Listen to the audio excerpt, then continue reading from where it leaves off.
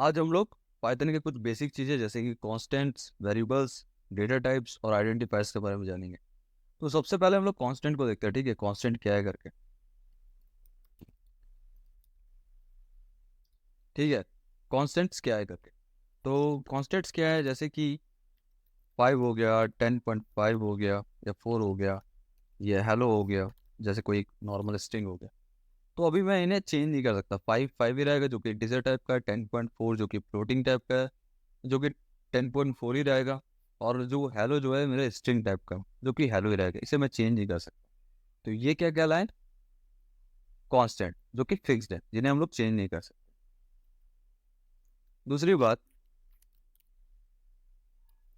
Variables की बात करते हैं, ठीक है। अब इससे पहले मैं ये कहना चाहूँगा कि हम लोग को वेरिएबल्स का जरूरत ही क्यों पड़ता है कंप्यूटर। तो मैं एक सिंपल से एग्जांपल देता हूँ।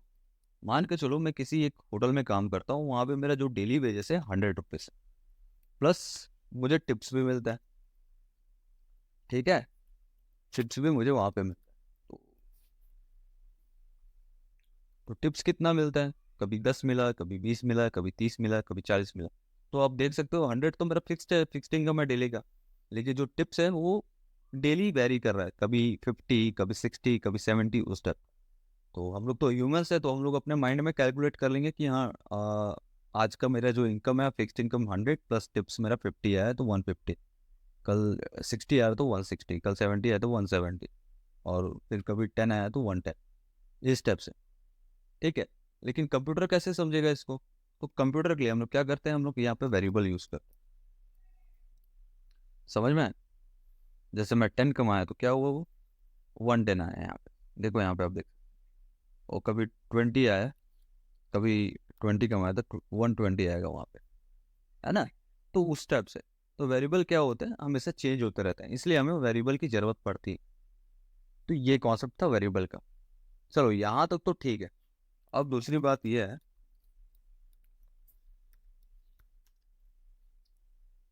ये तो था हम लोग वेरिएबल क्यों यूज करते हैं। दूसरी बात ये है कि वेरिएबल जो है मेमोरी में कैसे स्टोर होता है।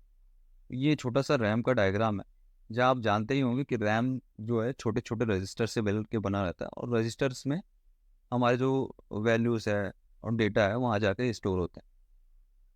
तो आप जैसे यहाँ पे देख सकते हो, ये जो है एक वेरिएबल है जहाँ पे टू स्टोर हुआ है। तो ये जो है टू के लिए कंटेनर का काम कर रहा है, ठीक है, जो कि एक छोटे से रजिस्टर में जाके स्टोर हुआ, और उस रजिस्टर का ये रेफरेंस नंबर।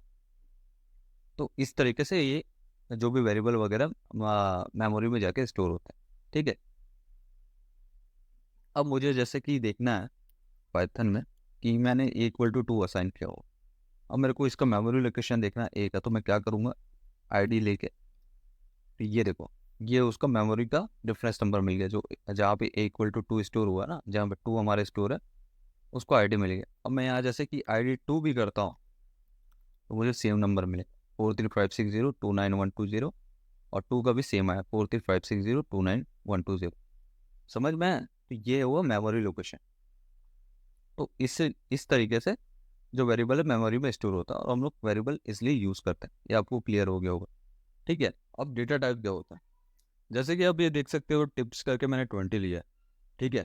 अब डेटा टाइप क्या होता है, वह सीपीयू को बताता है कि जो वेरिएबल है वो किस टाइप का है करके, आइदर इट्स इंटीजर है, फ्लोट है, या डबल या स्ट्रिंग है करके, ठीक है। लेकिन पाइथन में तो इसकी जरूरत नहीं है, क्योंकि वो डायनेमिकली टाइप है। अब जैसे कि हम लोग यहाँ पे जैसे कि सी होता, सी जो कि स्टैटिकल टाइप है, वहाँ पे इंट हो गया, या फ्लोट हो गया, या डबल हो गया, ऐसा हम लोग को वहाँ डिक्लेयर करना पड़ता था वेरिएबल के नाम के आगे, ठीक है। स्टैटिकल टाइप में हम लोग को ऐसे करना पड़ता है। लेकिन पाइथन में ज़रूरत नहीं है। पाइथन क्या है, वेरिएबल को, वेरिएबल के जो वैल्यू है उसको देख के आइडेंटिफाई करता है कि जो वेरिएबल है वो किस टाइप का करके। जैसे कि यहाँ एक सिंपल सा एग्जांपल देता हूँ, जैसे कि ए इक्वल टू 10 है मेरा। अब मुझे इसका टाइप जानना है, ए का जो टाइप किस टाइप का बोलने से मैं टाइप मेथड का यूज़ करूँगा। इससे मुझे पता चलेगा कि ये इंटीजर टाइप का है। वहीं में यदि मैं ए का वैल्यू चेंज करता हूँ 10.5 से, तब देखना यहाँ क्या बताएगा ये, कि फ्लोट टाइप का है, ठीक है। फिर से आपको एक चीज़ दिखा देता हूँ, जैसे कि मैं कोई स्ट्रिंग ले रहा हूँ यहाँ पे, हेलो, ठीक है। अब मैं इसका टाइप देख रहा हूँ, तो देखो स्ट्रिंग है। तो यहाँ से आप देख सकते हैं कि जो वेरिएबल है उसके वैल्यू के टाइप से वेरिएबल का टाइप डिफाइन हो रहा है यहाँ, समझ में है ना। तो इस तरीके से मैं अब ये आपको डेटा टाइप समझ में आ ही गया होगा। अब क्या हम लोग आइडेंटिफायर्स को देखते हैं। तो देखो आइडेंटिफायर क्या होता है, देखो हम लोग के पाइथन में वेरिएबल्स होता है, ठीक है, मेथड नेम होता है या क्लास नेम।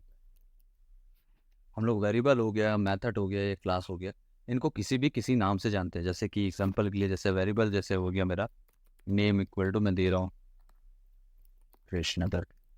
मेथड जैसे मेरा हो गया डेफ माय नेम, वो एक मेथड हो गया, है ना। क्लास जैसे कि तुम्हारा हो गया कोई एम्प्लॉय नाम का क्लास हो गया तुम्हारा। तो हम लोग इन सभी को किसी नाम से जानते हैं, ठीक है। क्लास हो गया, डेफिनेशन हो गया, या वेरिएबल हो गया, हम लोग किसी नाम से जानते हैं, वो आइडेंटिफायर बोलते हैं। तो ये आइडेंटिफायर्स के कुछ रोल होते हैं, जैसे कि मेरे नाम हो गया, मेथड का नाम हो गया, क्लास का नाम हो गया, इनको लिखने के कुछ रूल्स होते हैं। तो रूल्स किस तरह के हैं, जैसे कि सबसे पहला, मैं किसी भी डिजिट्स का यूज़ करके उसमें कोई वैल्यू असाइन नहीं कर सकता। जैसे कि यहाँ पे आ, मैंने मैंने चाहे कोई डिजिट्स यूज़ करके उसमें कोई वैल्यू असाइन करने का चाहा, तो ऐसा नहीं कर। सबसे पहले क्या बोलेगा, can not assign to literal कर, ठीक है। यानी कोई भी डिजिट आइदर 9, 10, 11 कुछ भी मैं यूज़ करके यहाँ पे उसमें वैल्यू असाइन नहीं कर सकता लिटरल्स का यूज़ करके, ठीक है। समझ में आया ना। जो फिक्स्ड वैल्यू होते हैं ना, जैसे 9, 10, 11, ये सारे लिटरल्स कहलाते हैं, तो हम लोग उसको यूज़ नहीं कर सकते। और इसी में यदि दूसरा दूसरा और एक चीज़ क्या है कि मैं 9 हेलो करके लिखता हूँ, जैसे कि, तब भी ये बोलेगा इनवैलिड सिंटैक्स। यानी कि मैं प्रीफिक्स में भी can not use they they in prefix, ठीक है। प्रीफिक्स में भी हम लोग डिजिट्स का यूज नहीं कर सकते, लेकिन लेकिन मैं सफिक्स में यूज कर सकता हूँ, ठीक है। सफिक्स में यूज कर सकता हूँ, कोई दिक्कत नहीं है। समझ में है ना, वेरिएबल के नेम में प्रीफिक्स में यूज ना करके सफिक्स में यूज कर सकते,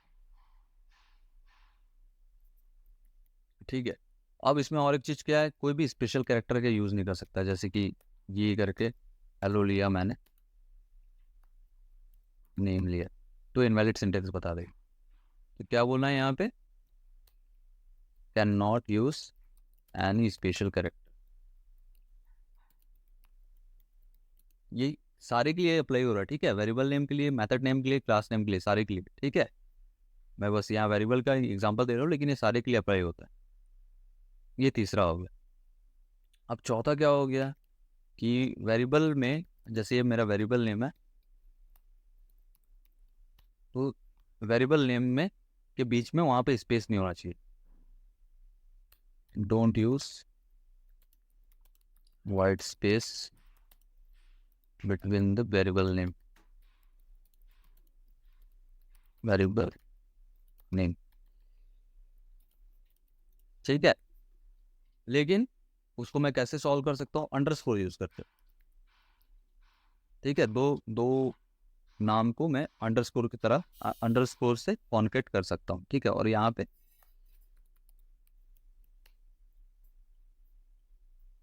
वैल्यू असाइन कर सकता हूँ। तो इसके बाद यहाँ देखेंगे तो यहाँ पे आपको उसका आउटपुट में है, ठीक है। तो अंडरस्कोर यूज कर सकता हूँ, लेकिन ऐसा नहीं।